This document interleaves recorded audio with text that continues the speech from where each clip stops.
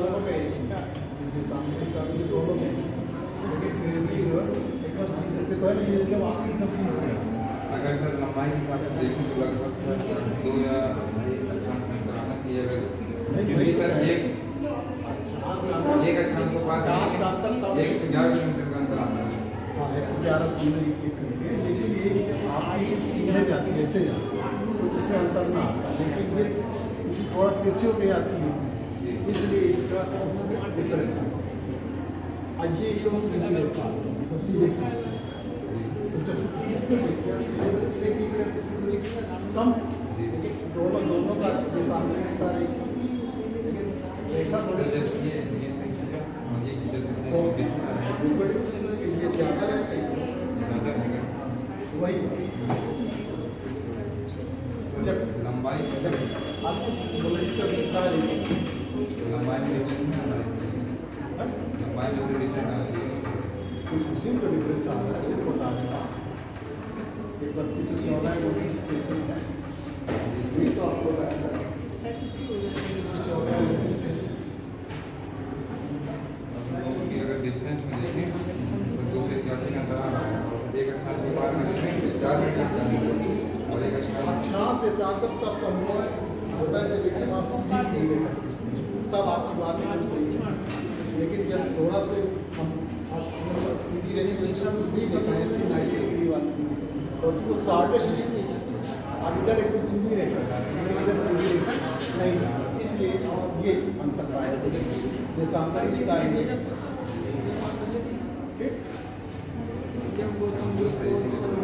नहीं, वो बात सही है, आपका स्वाभाविक है, अच्छी बात है, अच्छा क्वेश्चन दिया, लेकिन उसका कारण यही है अब दोनों में ऐसे तो 88 स्टार की तरह है, लेकिन यही रीजन जैसे ये तय करेंगे तो सबसे फ्लाइट रेजिस्टेंस होगी, जितना ऐसे बढ़ते जाएंगे वैसे दूरी बढ़ती जाएगी। 32 14 में उनके क्या आता है और एक लखनऊ में 11 किलोमीटर के अंदर आता है, सर 281 किलोमीटर की। हाँ वो आप समझ गए, आप कहना चाह रहे हैं 2 अंश का अंतर होना चाहिए, लेकिन 2 अंश 50 का अंतर इसलिए नहीं हो पाता है क्योंकि दूरी जो है सीधी नहीं जा रही है, क्षैतिज नहीं जा रही। अगर ये थोड़ा सा ये ऐसे जा रही है, एक तो ऐसे आ रही है तो वो तो सही जाएगी तो दूरी बढ़ेगी, जैसे आप सीधे एक सीधा रास्ता ऐसे कर लेंगे, आप जैसे यहाँ से ऐसे से ऐसे जा रहे हैं इस कोने से एकदम सीधा तो दूरी कम रहेगी, यहीं से शुरू करिए वो उसी कोने में पहुँच रहे हैं, लेकिन वहाँ पे जा रहे हैं वो जो क्लियर है तो वो दूरी बढ़ जाती है।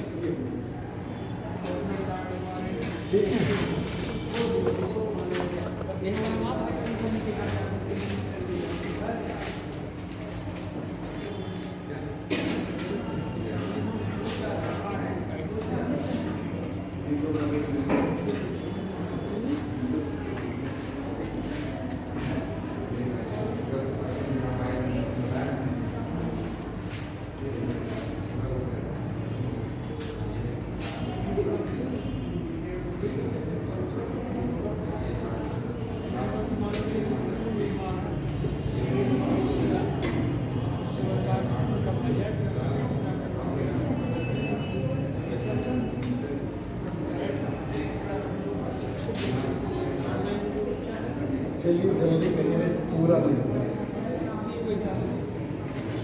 आज और कल हम चाहते हैं कि आप फिजिकल लीजिए खत्म हो जाए इंडिया।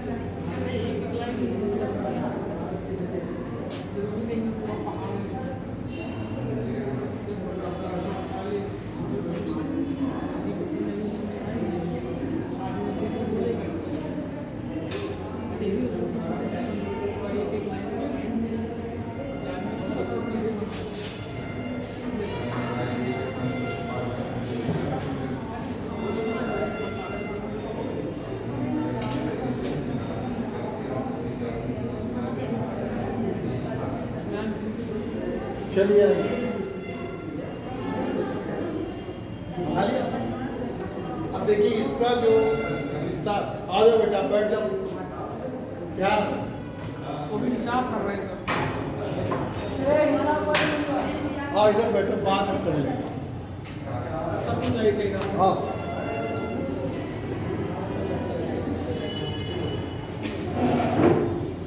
तो जो भारत का मध्य मैदान है वो हिमालय के दक्षिण में और प्रायद्वीपीय पठार के उत्तर में स्थित है और इसका जो कुल क्षेत्रफल है वो 7 लाख वर्ग किलोमीटर है। तो एक लाइन थोड़ा लिखो, मध्य विशाल मैदान।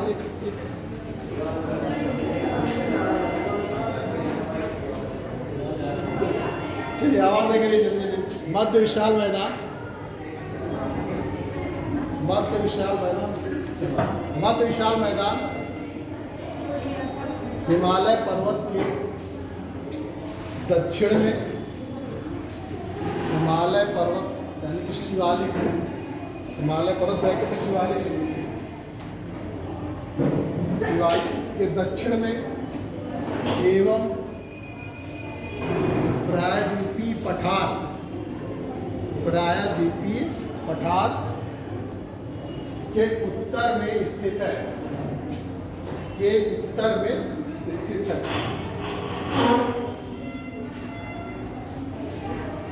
इस मैदान का क्षेत्रफल 7 लाख वर्ग किलोमीटर है।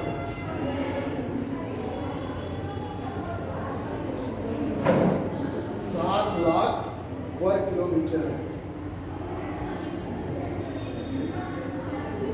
इसकी पश्चिम से पूर्व कुल लंबाई 2400 किलोमीटर है।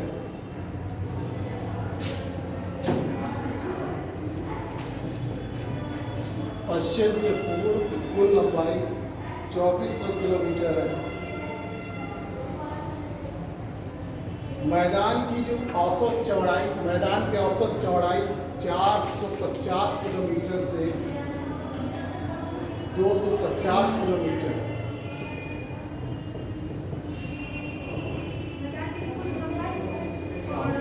लंबाई 2400 किलोमीटर है एवं मैदान की चौड़ाई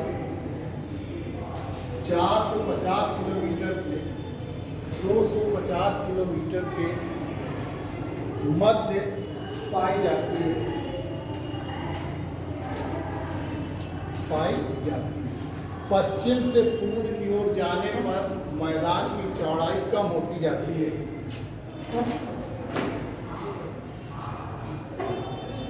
पश्चिम से पूर्व की ओर जाने पर मैदान की चौड़ाई कम होती जाती है।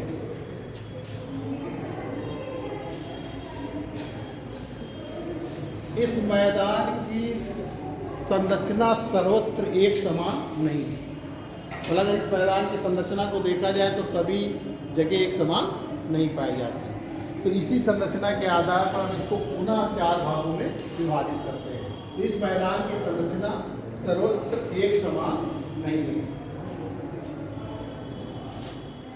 जब भी आप मैप बनाएंगे, एग्जाम में देंगे आपको, इसमें डायरेक्शन और ये अगल बगल अरब सागर है, तो या बंगाल, इंडियन ओशन, इसको जरूर दर्शाएं।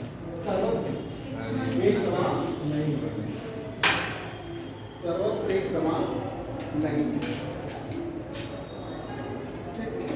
इसी असमान संरचना के कारण,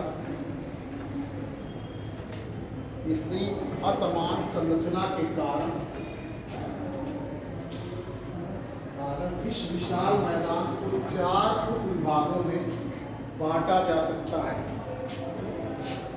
बांटा जा सकता है। नंबर 1 है वो राजस्थान का मैदान,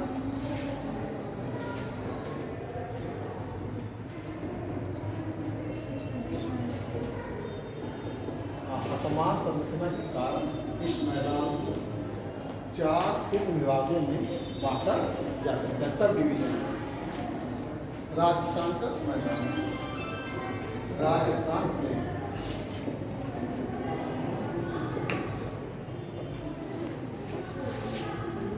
दूसरा है पंजाब हरियाणा का मैदान। राजस्थान का पहला हाँ, ये राजस्थान का है। सबसे बड़ा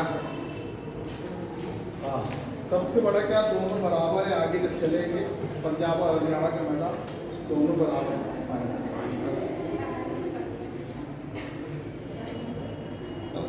उत्तर भारत का मैदान है। सबसे बड़ा गंगा का मैदान है, लेकिन आप उसके डिवीजन कर देते हैं तो पंजाब और हरियाणा, पंजाब हरियाणा का मैदान।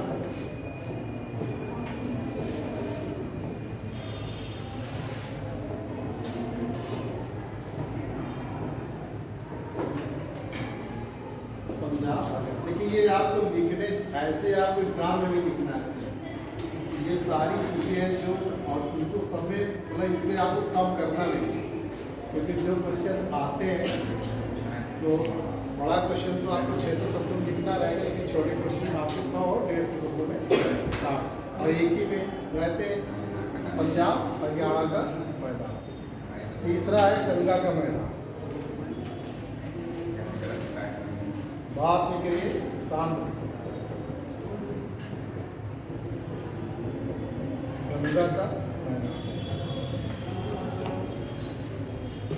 उत्तर भारत में आएगा तो ये मैदान। हाँ, उत्तर भारत को उत्तर विशाल मैदान है, इसलिए मध्य विशाल मैदान कहा गया है उत्तर भारत। तीसरा गंगा का गंगा का मैदान। फिर अगला लिखिए ब्रह्मपुत्र अथवा असम का मैदान। ब्रह्मपुत्र अथवा असम का मैदान।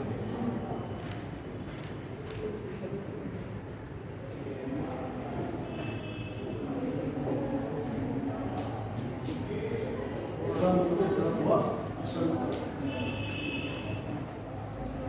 तो ये हमने 4 डिवीजन किए, फिर बल्कि गंगा के मैदान में भी देखा गया तो इस तरह उसके 3 भागों और कर दिए गए हैं उसके।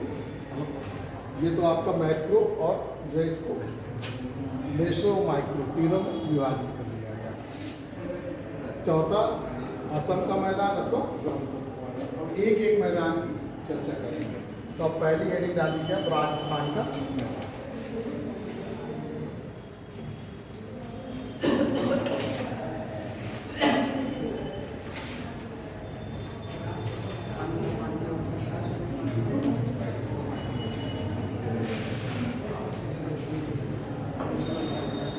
जो राजस्थान मैदान का विस्तार है वो अरावली पर्वत के पश्चिम में, अरावली पर्वत के पश्चिम में, और इसका जो कुल क्षेत्रफल है वो 1.75 लाख वर्ग किलोमीटर। इस बात ये राजस्थान मैदान का विस्तार बात नहीं करेंगे, फिर हम भगा देंगे बाहर। शांत रहिए, जैसे आप बड़े बच्चे हैं तो फिर अपनी गरिमा भी बनाए। राजस्थान मैदान का विस्तार अरावली पर्वत के, अरावली पर्वत अरावली श्रेणी के पश्चिम में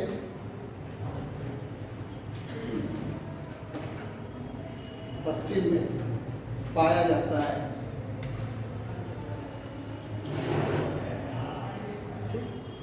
यह राजस्थान में विस्तृत है, यह राजस्थान में विस्तृत है। इसका कुल क्षेत्रफल 1.75 लाख वर्ग किलोमीटर है। 1.75 लाख वर्ग किलोमीटर है।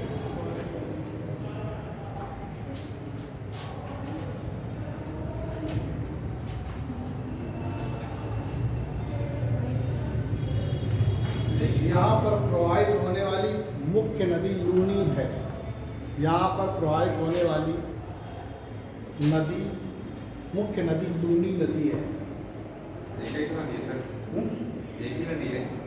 हाँ, एक ही मुख्य रूप से, और तो छोटी छोटी नदियाँ रहती हैं, जो जैसे बड़ी नदियाँ हैं, बड़ी नदियों में लूनी है। हाँ, और सब जो है उसी में लूनी हो जाती है। सब जो है नाम इनलैंड रिवर्स फ्लो। जब हम इसके आगे चैप्टर मिलेगा ड्रेनेज सिस्टम का, हाँ मतलब उसी इनलैंड तो प्रवाहित होने वाली मुख्य नदी लुनी नदी। देखिए इसका जो निर्माण हुआ है वो समुद्र के पीछे हटने से हुआ, रिसेशन ऑफ द सी से हुआ। जैसे पहले यहाँ पर समुद्र का विस्तार था, लेकिन बाद में जब समुद्र जो है पीछे हटा तो उसके कारण, और चूँकि ये यहाँ पर बहुत सारी जो है वनस्पतियाँ चूँकि थी नहीं, तो जो पवन क्रिया होती है उसके द्वारा, यानी कि पवन क्रिया के द्वारा लाए गए जो धूल कण वगैरह होते हैं उनके वजह से इस मैदान का निर्माण हुआ। तो दो कारण से हुआ है, एक तो जो है आपकी विंड एक्टिविटीज़ और दूसरा रिसेशन ऑफ द सी, समुद्र के पीछे हटने से और वायु की क्रिया के द्वारा। हाँ, वायु की क्रिया के द्वारा, यानी कि वायु के द्वारा जो विक्षेपण किया गया उसके द्वारा इस मैदान का निर्माण हुआ। तो देखिए इस मैदान का निर्माण, इस मैदान मतलब वायु की जब क्रिया होती है तो खाली निक्षेपण की नहीं होती, जैसे बीच में कोई ऊंचा पाए तो उसका अपर्दन भी कर सकती है, तो वायु की क्रिया के द्वारा। हाँ, उसका वायु क्रिया ये सब लिखा जाता है कि दोनों रहते हैं, अपर्दन भी होता रहता है, वही उड़ाकर निक्षेपण करता है। तो समतल कर रहे हैं मैदान को, समतल भाव होना चाहिए, तो अपर्दन के द्वारा भी समतल हो जाता है और निक्षेपण के द्वारा भी समतल किया जाता है। ऊंचे उठे हुए भाग को समतल करने में वायु अपर्दन करती है और जो गहरे धसे हुए भाग होते हैं उनमें निक्षेपण करती है, डिपोजिशन करती है। इसमें वायु क्रिया समतल, तो ब्रैकेट में आप लिखेंगे उसका अपर्दन एवं निक्षेपण। क्या लिखा इस मैदान का निर्माण, हाँ, समुद्र के पीछे हटने एवं वायु क्रिया अपर्दन, ब्रैकेट में अपर्दन एवं निक्षेपण,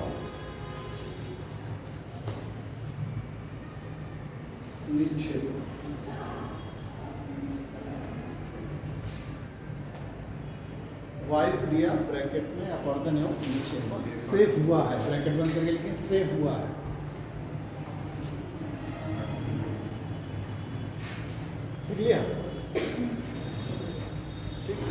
जहाँ औसत वार्षिक वर्षा 25 सेंटीमीटर है, 25 सेंटीमीटर। औसत वहाँ ऐसे कम है और वो पश्चिम की ओर जाते हैं तो 10 ही सेंटीमीटर रह जाती है, जैसे गंगा नगर वगैरह। औसत वार्षिक वर्षा 25 सेंटीमीटर, औसत वार्षिक वर्षा 25 सेंटीमीटर। सेंटीमीटर नापते हैं। हाँ, सेंटीमीटर मिलीमीटर।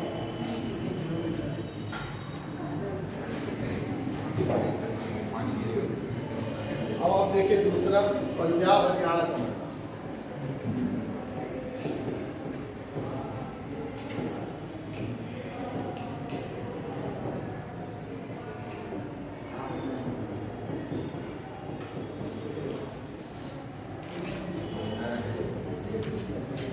अब जो इसका निर्माण हुआ है वो वास्तव में रावी, सतलज, ब्यास जो नदियां हैं और उनकी सहायक जो नदियां हैं उनके द्वारा लाए गए अवसादों के निक्षेपण से हुआ है। तो देखिए इस मैदान का निर्माण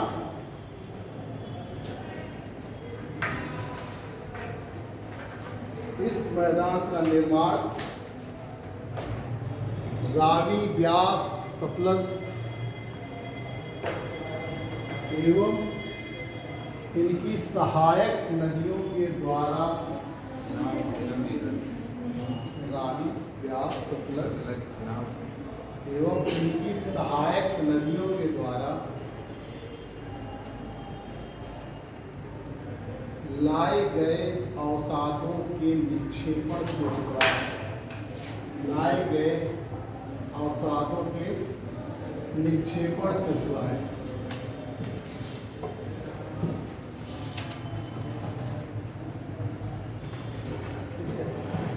इस मैदान का विस्तार पंजाब, हरियाणा व दिल्ली तक है। इस मैदान का विस्तार पंजाब, हरियाणा व दिल्ली तक है। इस मैदान का कुल क्षेत्रफल 1.75 1.75 लाख वर्ग किलोमीटर है। इस मैदान का कुल क्षेत्रफल 1.75 लाख वर्ग किलोमीटर है। हाँ, इधर आ रहा है। यह उत्तर पूर्व से दक्षिण पश्चिम में 640 किलोमीटर, उत्तर पूर्व से दक्षिण पश्चिम तक 640 किलोमीटर और पश्चिम से पूर्व 300 किलोमीटर,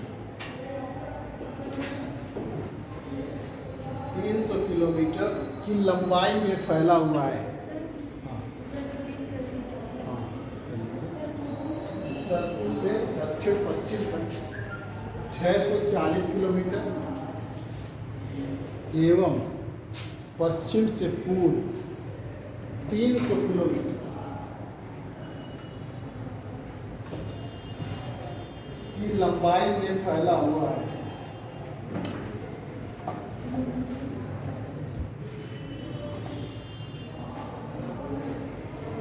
इसी मैदान में प्राचीन काल में सरस्वती, कैसा नहीं थी? इसी मैदान में प्राचीन काल में सरस्वती और घग्गर नदियां बहती थी। घग्गर नदियां बहती थी।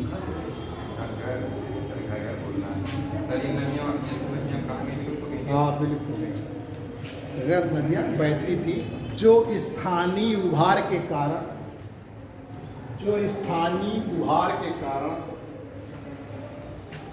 विलुप्त हो गई हैं।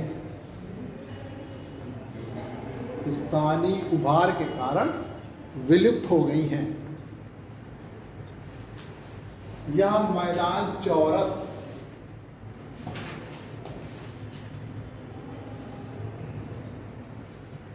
तथा समुद्र तल से इस धरातल की ऊंचाई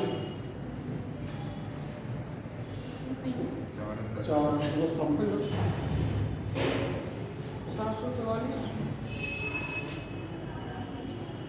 चौरस 438 438 का ये मैदान चौरस हाँ हाँ तथा समुद्र तल से इसके धरातल की ऊंचाई 200 मीटर से 250 मीटर तक है।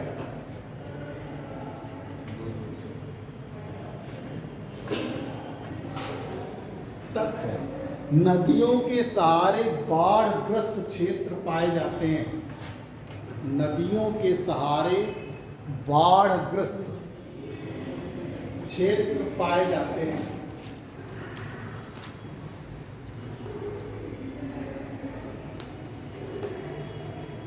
जिनकी अधिकतम चौड़ाई 10 से 20 किलोमीटर तक है।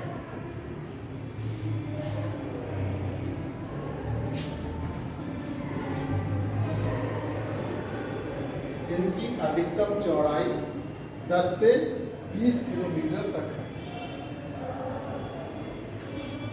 ऊंचे क्षेत्र बेट कहे जाते हैं। उनमें जो ऊंचे क्षेत्र होते हैं उसको बेट कहते हैं। ऊंचे क्षेत्र को बेट कहते हैं। निचला वैसे क्षेत्र नहीं है।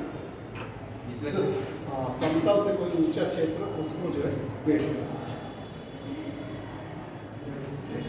अब पंजाब के उत्तर पश्चिमी भाग को पंजाब ये मतलब आया हुआ है बेट कहते हैं। क्या कहते हैं? पंजाब के उत्तर पश्चिमी भाग को बारी, जो भी लाइन दिखा रहे सभी आई हुई। इस थोड़ा से एरिया वगैरह नहीं आता ऊंचाई चौड़ाई।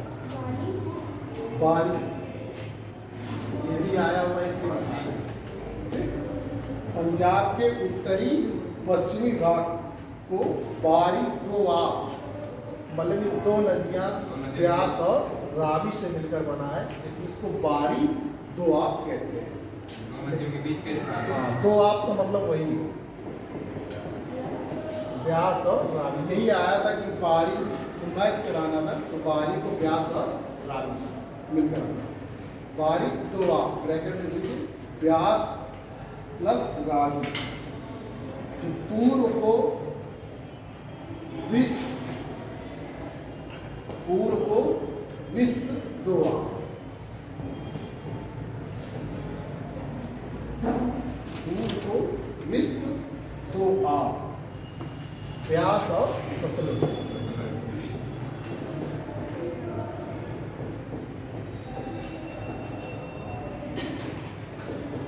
व्यास और सतलज।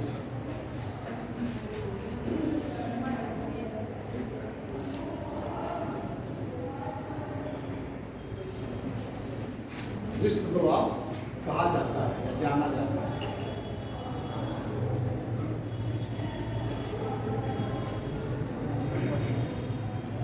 इसके जो दक्षिण भाग है उसको दक्षिण को हरियाणा मैदान कहते हैं, दक्षिणी भाग को हरियाणा मैदान कहते हैं।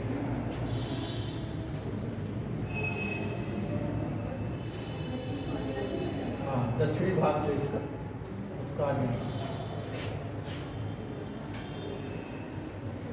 अब आइए गंगा के मैदान में।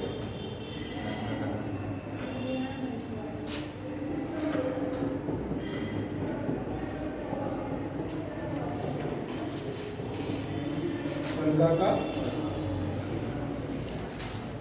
इस मैदान का जो निर्माण हुआ है गंगा यमुना व उनकी सहायक नदियों के द्वारा लाए गए अवसादों के निक्षेपण से हुआ है।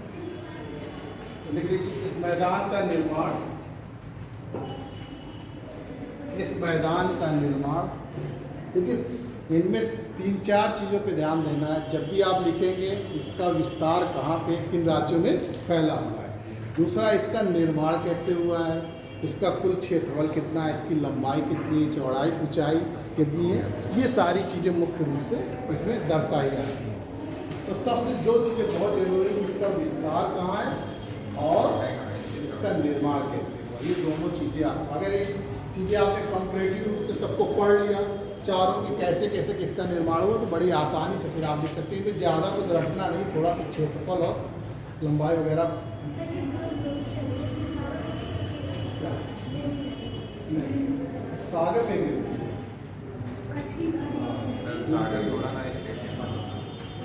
और दूसरी जरूरत नहीं है। चलिए अब आप देखिए आगे लिख लिया। इस मैदान का निर्माण गंगा यमुना और उसकी सहायक नदियों के निक्षेपण से।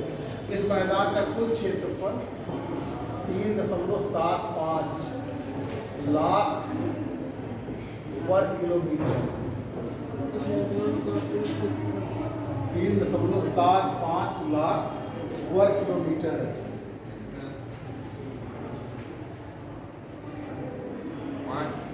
हाँ, 3.75 लाख वर्ग किलोमीटर। अब ये ऊंचाई जैसे जैसे हम पश्चिम से पूर्व की ओर जाते हैं उच्चावच काफ़ी कम होता जाता है। तो ये ऊंचाई के आधार पर चूंकि बड़ा भी काफ़ी है, तो इसको अध्ययन करने के लिए हम इसको पुनः जो है 3 उपविभागों में बांटते हैं। फिर से इसको सब डिवीजन करते हैं। ऊपर वाले को अपर गंगा मैदान, ठीक, ऊपरी गंगा मैदान, मिडिल गंगा मैदान और लोअर गंगा मैदान। ऊपरी गंगा मैदान, मध्य गंगा मैदान और निचला गंगा मैदान। तो इसमें भी आगे लिखिए। उच्चावच के आधार पर गंगा के मैदान को ऊंचाई के आधार, उच्चावच से मतलब रिलीफ से आधार पर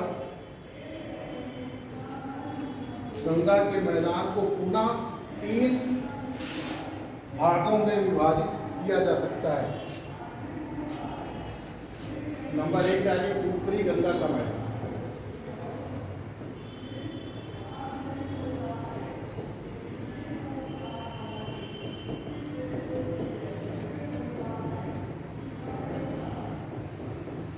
ऊपरी गंगा का मैदान।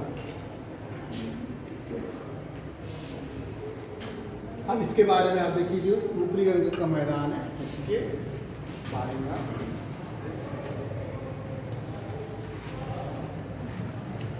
अब इसमें जैसे पश्चिमी सीमा और दक्षिणी सीमा, चूँकि यमुना नदी ऐसे आती है तो पश्चिमी और दक्षिणी दोनों इसकी की जो सीमा बनाती है वो यमुना नदी के द्वारा बनाई है। ठीक है, यमुना नदी ऐसे आई तो पश्चिम में भी और दक्षिण में भी, और उत्तर में शिवालिक, और इधर 100 मीटर की जो कंटूर लाइन है, समोच्च रेखाएं होती है, उसके द्वारा इसकी सीमा को निर्धारित किया जाता है। ठीक है, तो देखिए ऊपरी गंगा मैदान, ऊपरी गंगा मैदान की पश्चिमी एवं दक्षिणी सीमा यमुना नदी द्वारा, एवं दक्षिणी सीमा यमुना नदी द्वारा,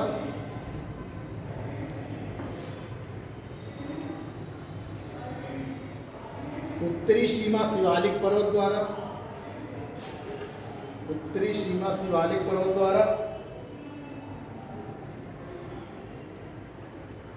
एवं पूर्वी सीमा, एवं पूर्वी सीमा 100 मीटर की समोच्च रेखा, 100 मीटर की समोच्च, पूर्वी सीमा से पूर्वी सीमा 100 मीटर की समोच्च जो कंटूर लाइन से, 100 मीटर की समोच्च, उसका नाम ही समोच्च यानी कि समान ऊंचाई, एक दूसरे के समांतर, एक दूसरे के समांतर होती है नहीं रेखा।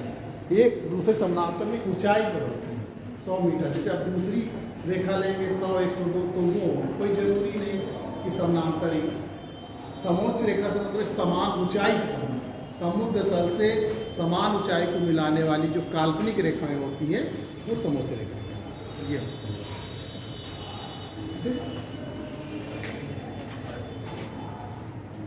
देखिए आप, हो गए। हाँ, जैसे ये मतलब 100 मीटर की जो आपकी समोच्च रेखा है वो अलीगढ़ के पास से चलती है, अलीगढ़ के पास से लिया गया 100 मीटर की समोच्च रेखा द्वारा निर्धारित की जाती है, द्वारा निर्धारित की जाती है।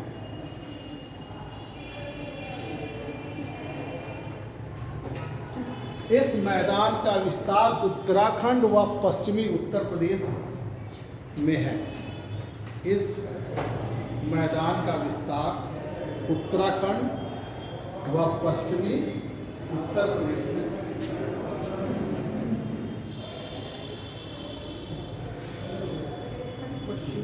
उत्तर प्रदेश मतलब उत्तर प्रदेश का पश्चिमी राज्य, पश्चिमी उत्तर प्रदेश में। इस मैदान की औसत ऊंचाई 100 मीटर से 300 मीटर, 100 मीटर से 300 मीटर के मध्य पाई जाती है, 300 मीटर के मध्य पाई जाती है। अब चूंकि आप यहाँ ऊंचाई के आधार पर डिवीजन कर रहे हैं इसलिए ऊंचाई थोड़ा सा बता दें, क्योंकि अब गंगा का जो मैदान के डिवीजन किए ऊंचाई के आधार पर, देखिए आप, ठीक है। इस क्षेत्र में प्रवाहित होने वाली मुख्य नदियाँ यमुना, गंगा, रामगंगा, शारदा, गोमती, यमुना। जब हम आपको ड्रेनेज सिस्टम पढ़ाएंगे तो सारी नदियों का उद्गम कहाँ से होता है और कहाँ गिरती है तब वो सारी चीज़ें बताएंगे। इसके हो सकता है जस्ट तुरंत बाकी बताएं, यमुना, गंगा, रामगंगा, शारदा, गोमती व घाघरा इत्यादि है। गोमती व घाघरा इत्यादि है। अब दूसरा लिखिए मध्य गंगा,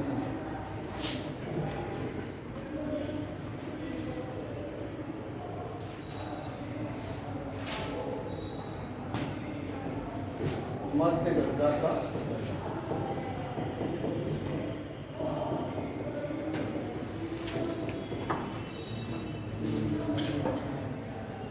मध्य गंगा का मैदान।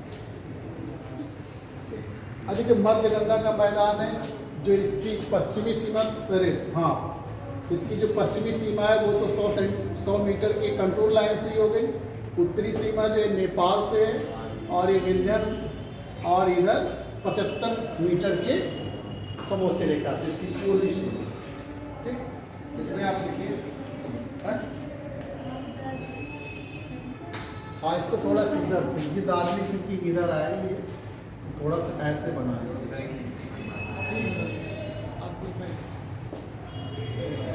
डिवीजन ऐसे वो निचले मैदान में आएगा।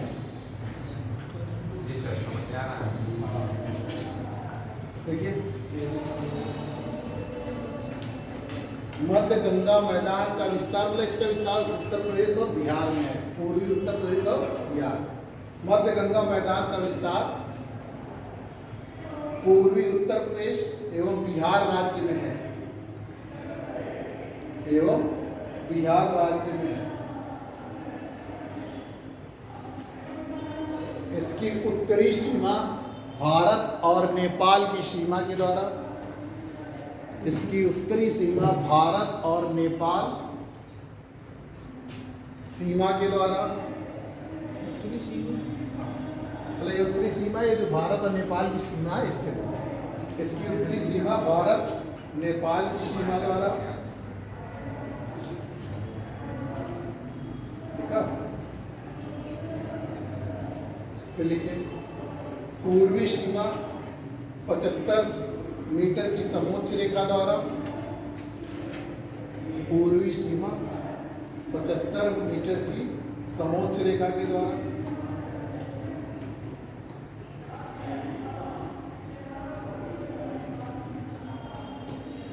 दक्षिणी सीमा विंध्यन व छोटा नागपुर पठार के द्वारा,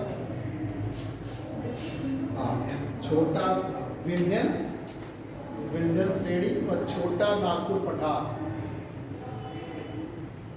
छोटा नागपुर पठार के द्वारा,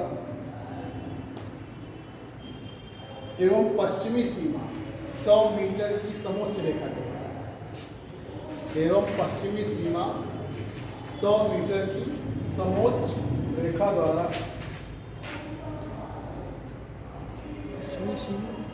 100 मीटर की समोच्च रेखा द्वारा निर्धारित होती है।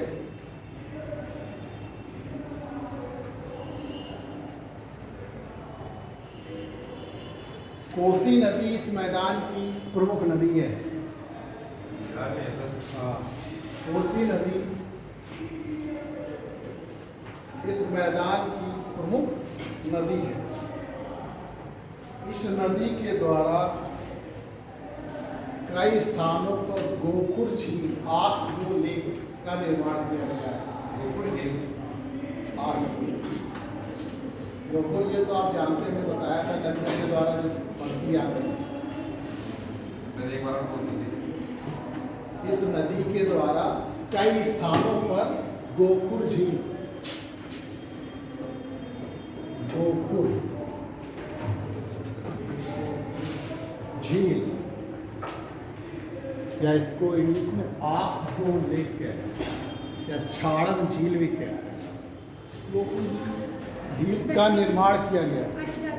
हाँ, जब नदी बलकाते हुए चलती है, हाँ, और कहीं पर जो है उसका जल भर जाता है और मुख्य नदी से वो उसका संपर्क टूट जाता है, तो उसकी जो आकृति होती है, ठीक, उसी को आसगो लेक कहते हैं।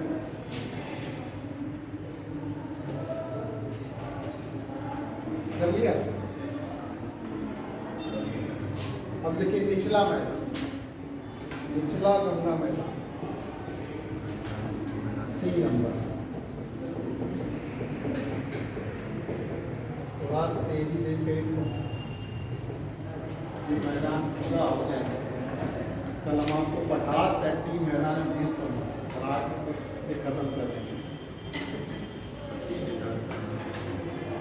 और आपको ऑब्जेक्टिव क्वेश्चन चाहिए। आपने ओशियोग्राफी की एक क्वेश्चन, एक उसमें एक दो चीज़ें ज़्यादा थी, ओशियानिक डिपोजिट और फ्लोरल लिस्ट, हाँ, पीछे थी सबसे लास्ट।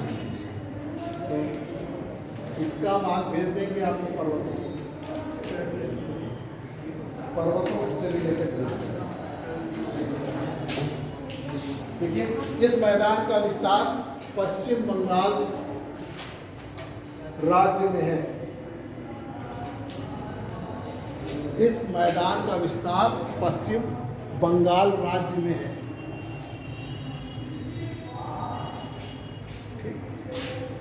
अब उत्तर में ये दार्जिलिंग जो पर्वतपादी क्षेत्र है, उससे इसकी सीमा निर्धारित होती है। तो उत्तर में दार्जिलिंग पर्वत, मतलब पर्वत का एकदम निचला हिस्सा, जिसे खूब कहते हैं पर्वत, दार्जिलिंग पर्वतपादी माउंटेन फूड रीजन जो होता है। पानी हाँ, एवं दक्षिण में बंगाल की खाड़ी के मध्य, दक्षिण में बंगाल की खाड़ी के मध्य इसका विस्तार पाया जाता है। इसका विस्तार पाया जाता है। इस मैदान की औसत ऊंचाई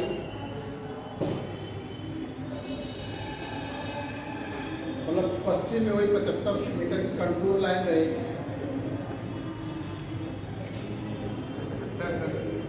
हाँ, 75 मीटर की समोच्च रेखा पश्चिम में 75 मीटर समोच्च रेखा से निर्धारित होती है।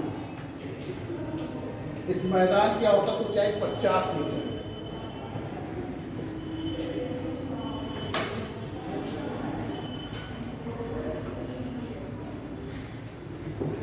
गंगा नदी द्वारा दलदली भागों का निर्माण किया गया है। गंगा नदी द्वारा दलदली भागों का निर्माण किया गया है।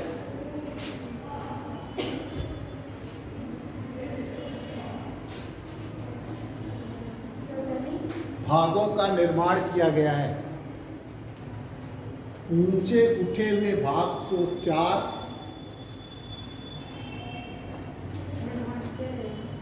ऊंचे उठे हुए भाग को 4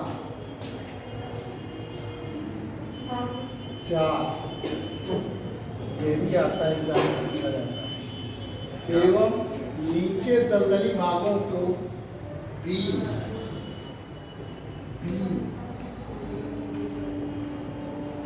4 ये लिखा हुआ 4 एवं निचले दलदली भागों को बी, मतलब जो ऊंचा उठा हुआ भाग है उसी में उसको हम 4 कहते हैं, और जो निचला दलदली भाग होता है उसको बी।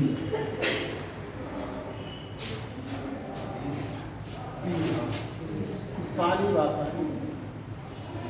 अब आप आइए असम अथवा ब्रह्मपुत्र का प्रश्न।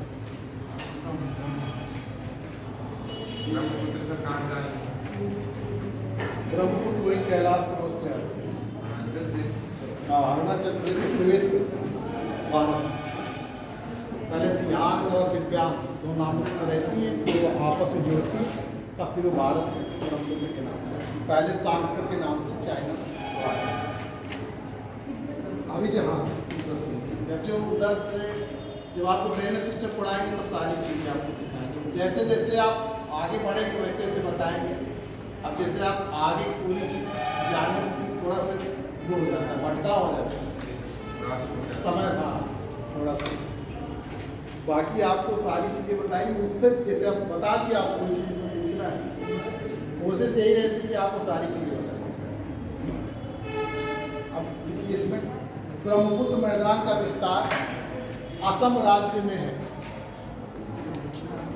ब्रह्मपुत्र मैदान का विस्तार असम, थोड़ा तेजी से लिखते हैं, बिल्कुल 15 मिनट में इसका दूसरा डिवीजन बताना है। ठीक हो सकता है उसको केवल आपको समझाएं फिर दिखाएंगे। असम में है। ब्रह्मपुत्र मैदान का विस्तार असम राज्य में है। ये आप देख रहे हैं, असम राज्य में है। इस मैदान का निर्माण ब्रह्मपुत्र व उसकी सहायक नदियों के द्वारा, ब्रह्मपुत्र व उसकी सहायक नदियों के द्वारा लाए गए अवसादों के निक्षेपण से हुआ है। लाए गए अवसादों के निक्षेपण से हुआ है।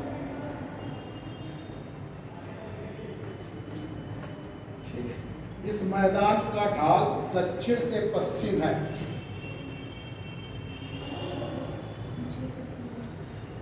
इस मैदान का ढाल दक्षिण से पश्चिम, मतलब दक्षिण पश्चिम है। इस मैदान की सबसे प्रमुख नदी ब्रह्मपुत्र नदी है। मैदान की सबसे प्रमुख नदी ब्रह्मपुत्र नदी है।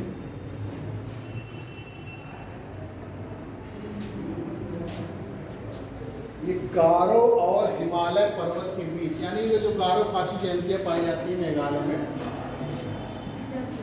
ये गारो खासी जयंतियाँ पाई जाती हैं। गारो गारो और हिमालय पर्वत के बीच में एक लंबा और सकरी पट्टीनुमा मैदान है। लंबा और सकरा पट्टीनुमा मैदान है। जैसे यहाँ से लेकर यहाँ तक, सीधा गारो खासी जयंतियाँ तो यहाँ से लेकर यहाँ एक लंबा और सकरा पट्टीनुमा मैदान, मतलब एक पट्टी के रूप में आपको दिखाई देता है। सकरा और पट्टीनुमा मैदान।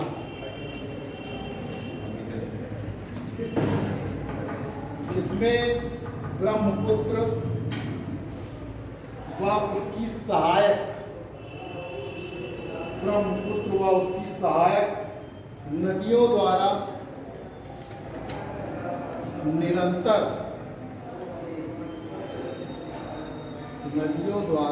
निरंतर पर्वतों से लाई हुई मिट्टी का जमाव होता रहता है।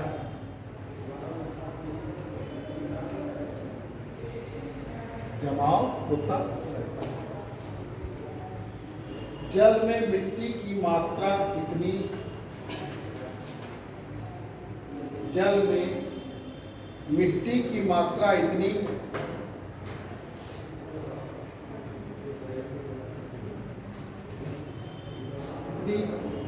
अधिक रहती है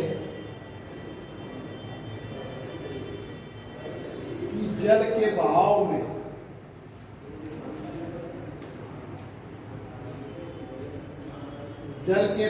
में थोड़ी सी रुकावट पड़ने पर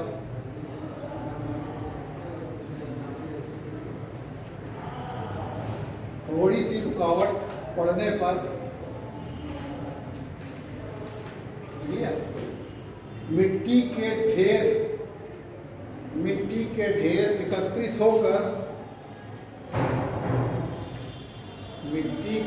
एकत्रित होकर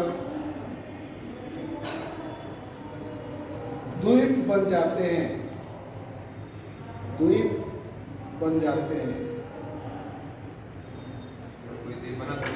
हाँ, अभी बता रहे हैं, कई द्वीप बन जाते हैं, अभी सब बता रहे हैं, बन जाते हैं और जल चारों ओर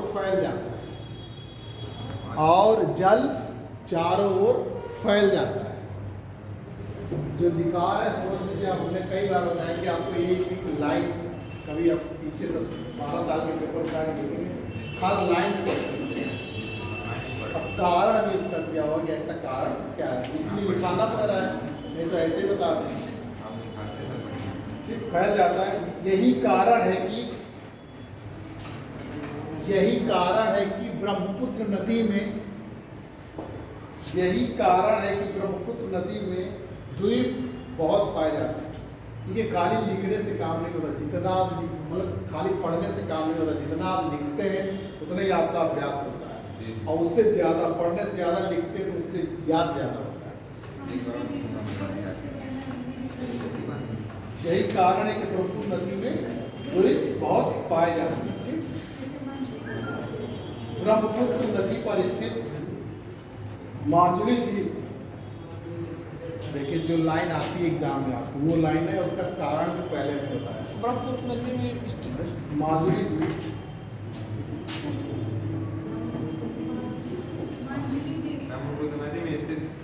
ये लिखा हुआ माधुरी द्वीप, हाँ, विश्व का सबसे बड़ा नदी द्वीप, यही आता है क्वेश्चन, विश्व का सबसे बड़ा नदी द्वीप कौन सा है। तो उसके लिए हम आपको इतनी लाइन लिखा है कि आप जान जाइए क्यों कैसे बनता है। माधुरी नहीं, क्षेत्रफल हमें इस समय नहीं मालूम, आपको जरूरत हो तो देख के बताएं। दरअसल हम आपको वो चीज़ें बताते हैं जो आती हैं, कॉन्सेप्चुअल चीज़ें आती हैं। नहीं पूछने से कोई बात नहीं, हम आपको बता देंगे, कोई समझ नहीं, देख के आप भी देख लेंगे, आज कोई बड़ी बात नहीं। हम लोग कॉन्सेप्चुअल चीज़ों पे ज़्यादा जो आपको एकदम क्लियर हो जाए, बाकी जो चीज़ें आसानी से मिल जाती है इसमें उतना आता भी नहीं। हम जैसे आपको पढ़ाते हैं तो ये हिसाब से पढ़ाते हैं जैसे पेपर में आता है, कहाँ से आप आगे इसमें पेपर उठा के देखेंगे तो सिर्फ कॉन्सेप्चुअल चीज़ें आती हैं। माधुरी द्वीप क्यों, कहाँ पर स्थित, कैसे बना, ये सब चीज़ें तो ये है। अब उसमें बड़ा पूछ लेंगे, क्षेत्रफल नहीं, जैसे सबसे बड़ा है तो ये इस तरीके से फिर आप पूछा है तो हम आपको देख के बताते हैं। सारी चीज़ें डेट मतलब फैक्ट होते हैं उतना याद नहीं रहते, लेकिन कॉन्सेप्चुअल चीज़ें याद रहती। अब आप देखिए तो ये तो था उसकी संरचना के आधार। अब हम आपको उच्चावच के आधार पर बताएंगे कि लिखा हुआ भेज देंगे तुरंत, कि जब समय नहीं है लिखाने का।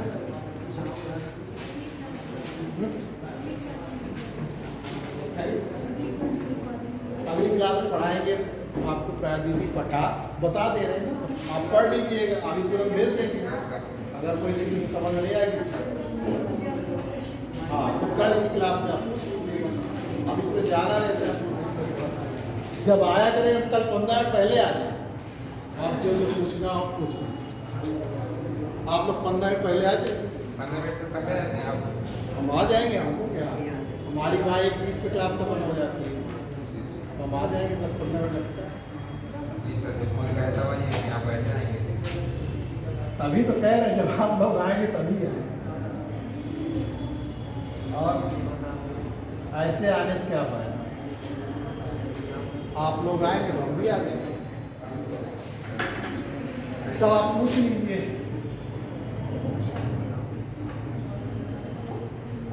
तो आप जितना पूछते हैं उतना को भी अच्छा लगता है।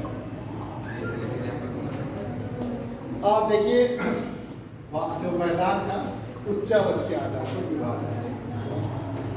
दक्षिण भारत में कोई मैदान नहीं है, मैदान जैसे प्रायद्वीपीय पठार तटीय मैदान है, नदियों के द्वारा जो तटों पे लेके जमा, जैसे तब रफ्तार धीमी, वो हम कल बताएंगे आपको। तटीय मैदान कल पठार, प्रायद्वीपीय पठार, तटीय मैदान है, दीर्घ समुद्र, दोनों पढ़ा के खत्म कर देंगे। जो नहीं लिखा पाएंगे उसको लिखा हुआ है, लेकिन कल हम खत्म करेंगे। हमारा ये करेक्ट 2 बजे से क्लास शुरू कर देंगे, आप आ जाइएगा, समझिए, बार बार लेट मत करिए।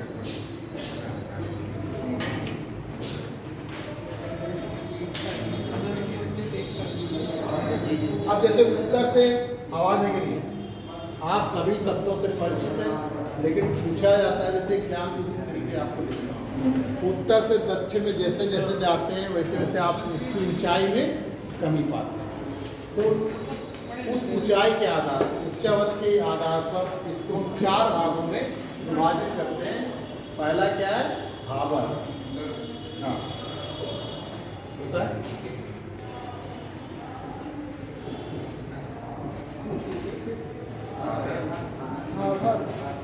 आप बता रहे हैं। दूसरा तराई भी है,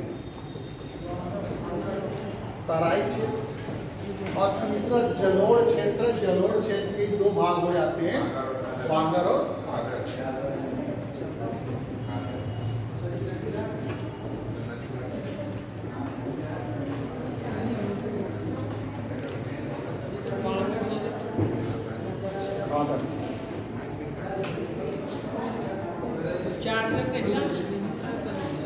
और पूछा जाता है चारों से क्वेश्चन, ऐसा ये चारों से क्वेश्चन आ चुके हैं।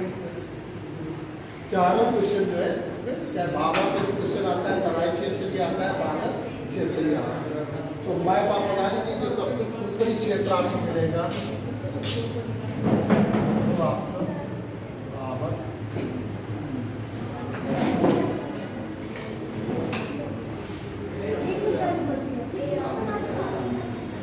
क्या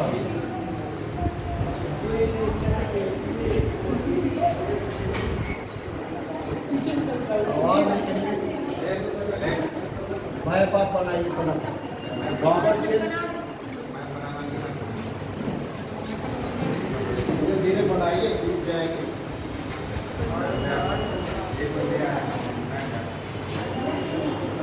मैप तो दूसरे लोग भी बना लेते हैं, आप तो ज्योग्राफी के स्टूडेंट हैं। आप एक साल हाँ मान लो एक साल आपको हो भी गया, अभी साहब थर्ड सेमेस्टर है, इस बार थर्ड होगा, रिजल्ट आ जाएगा।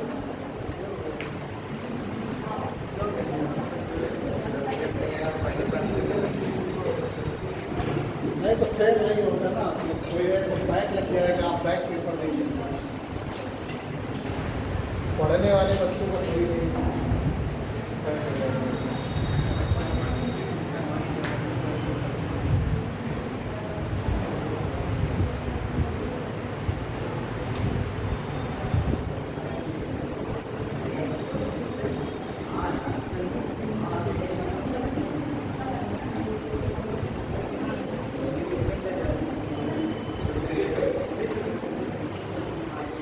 चलिए क्या नदी पठार से देखो ये भाबर है, एक क्रम से है सब, भाबर, तराई क्षेत्र, बांगर और फ्लड।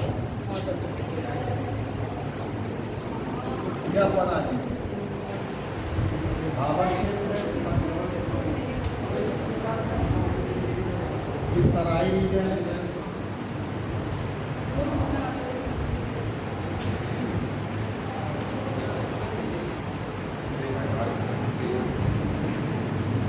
ये आपका बांगर हो गया,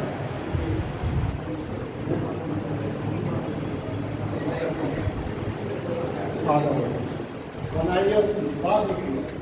जब आप क्लास में रहे तो आप एकदम कंसंट्रेट हो, क्योंकि पढ़ने से कोई मतलब नहीं कि अभी 1 घंटे पढ़ लिया, 1.5 घंटे पढ़ लिया, आप तो उसमें अचीवमेंट क्या, आउटपुट क्या मेन कीजिए, ये देखना है आपको। आपने 1-1.5 घंटे में पढ़ के कितना अचीव किया, क्या आपका आउटपुट, टाइम देने से थोड़ी नहीं होगा। बहुत सारे बच्चे ये दिन भर पढ़ते रहते हैं लेकिन उनका आउटपुट उतना अच्छा नहीं है। कोई पूछने वाला है, कोई पूछने वाला है। आप चाहे जितना घूमते फिरते रहिए, और अभी 1-2 साल में आपका सिलेक्शन हो जाए, सब कुछ पहले जो पहले भी कहता रहा मैंने, वो तो दिन भर घूमते थे, वो भी कहेंगे नहीं घूमते जरूर थे लेकिन उनका दिमाग हो, अगर कमरे में बैठ के पढ़ रहे हैं आउटपुट 0 है, तभी उनका भी यही आंसर को यही कहेगा, पता नहीं क्या पढ़ते थे, कुछ दिन भर कमरे में कंसनट्रेट होकर नहीं पढ़ते थे। तो इस तरह आपका आउटपुट क्या है, मेन बात ये है, आप कितना अच्छा परफॉर्म करते ये मायने रखता है।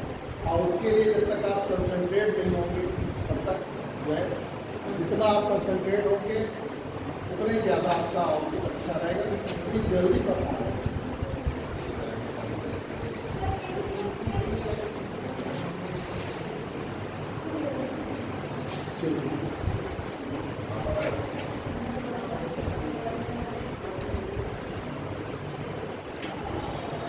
देखिए हम आपको बता देते, दिखाने का सवाल नहीं है, हम तुरंत भेज देंगे आपको। तो ये भाबर जो क्षेत्र है वो शिवालिक पहाड़ी के समानांतर फैला हुआ 8 से 10 किलोमीटर का क्षेत्र, अभी लिखा हुआ भेज देंगे आपको। अब इसकी जो रचना हुई है वो बड़े बड़े जो कण होते हैं, गोलार्ध जो होते हैं, उनके माध्यम से हुई है। ठीक, इसमें होता क्या है कि वहाँ जो ऊपर से प्रवाहित होने वाली नदियाँ हैं वो भी इसमें विलुप्त हो जाती हैं। अब ऊपर से जैसे आपने देखा हो, कई जगह देखा हो कि ऊपर से बड़े बड़े पत्थर पड़े हुए हैं और नीचे से उसमें जल का प्रवाह हो रहा है, लेकिन आपको दिखाई नहीं दे रहा है। जो आगे चलकर फिर से जहाँ पर जो तराई रीजन है आपका, जहाँ पर छोटे छोटे कण, उसकी अपेक्षा छोटे कणों से उसकी रचना हुई है, तो वहाँ पर वो नदियाँ पुनः दिखाई देने लगती है। तो भाबर क्षेत्र आता है, पूछा जाता है कि तो भाबर क्षेत्र इसलिए मुख्य रूप से जाना जाता है कि वहाँ पर नदियाँ क्या हो जाती है, विलुप्त हो जाती है, अंतर प्रवाह नदी नीचे से प्रवाहित होती रहती है, वो दिखाई नहीं देती। जलोढ़ तो आगे जैसे जल के अब इनमें तो बड़े बड़े गोलास हुए होंगे उनके माध्यम से तभी नदियाँ जो विलुप्त हो जाती है, क्योंकि बड़े बड़े गोलास उनको सट नहीं पाते हैं और उनमें हमेशा जो है क्या गैप बना रहता है, उसी से जल प्रवाहित हो जाता है। दूसरा है आपका तराई क्षेत्र। तराई क्षेत्र जो है ये भाबर से लगा हुआ है, भाबर के दक्षिण में फैला हुआ है, ये भी लगभग 10 किलोमीटर के क्षेत्र में फैला हुआ है और यहाँ पर जो है नदियाँ पुनः जो है वो दिखाई पड़ने लगती है और इसकी जो रचना हुई है वो छोटे छोटे मतलब बारीक जो औसात के कण होते हैं उनसे इसकी रचना हुई है। एक दलदली क्षेत्र बन जाता है, अनु क्षेत्र दिखाई देता है आपको और यहाँ पर कई प्रकार की जो है घास भी पाई जाती है, जिसको हम कास या हाथी घास के नाम से जानते हैं। जहाँ एग्जाम पूछा गया था एक बार, कास अथवा हाथी घास के नाम से, हाथी घास कहते हैं, भाबर घास कहते हैं। कहाँ पर पाई जाती है, आया तराई क्षेत्र में पाई जाती है। अब देखिए जो बांगर और खादर क्षेत्र है, तो बांगर जो क्षेत्र है वो बाढ़ग्रस्त क्षेत्र है। नदियों के द्वारा जैसे जल पहले क्या कहते हैं अधिक ऊंचाई तक चला जाता था, लेकिन अब नदियों का जल वहाँ पर नहीं पहुँच पा रहा।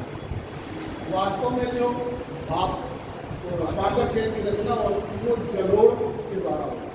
जो जलोढ़ होते हैं यानी कि जल के द्वारा जो औसाब लाए जाते हैं, कण लाए जाते हैं, उनके द्वारा बांगर खादर केवल इतने अंतर है, उसको पुराने जलोढ़ कहते हैं और इसको नवीन जलोढ़ कहते हैं।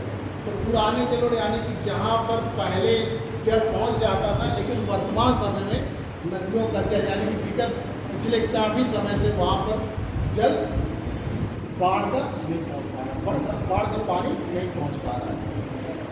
तो ये अपेक्षाकृत कम उपजाऊ होते हैं, क्योंकि यहाँ पर बाढ़ का पानी नहीं पहुँच पाता है और अपेक्षाकृत खादर की अपेक्षा ऊँचे होते हैं। खादर वो क्षेत्र होता है जहाँ नदियों के द्वारा प्रत्येक वर्ष जो है बाढ़ का पानी आता है और बाढ़ के आता है पानी से बाढ़ के द्वारा वो अपने साथ बहुत सारे पोषक तत्वों वो जो मिट्टी के पोषक तत्व उनको भी लाता है।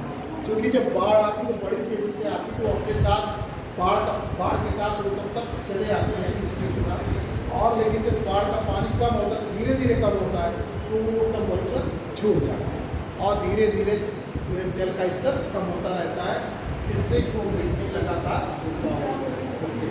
इसलिए जल जो खादर मिट्टी होती है वो सबसे अधिक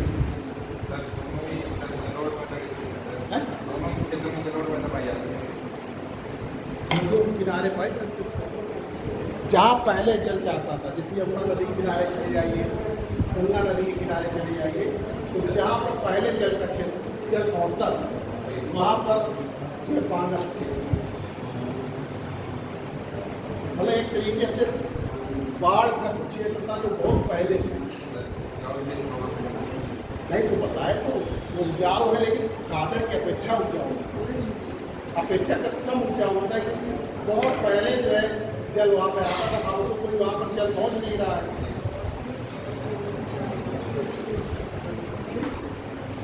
तो हम आपको भेज देंगे।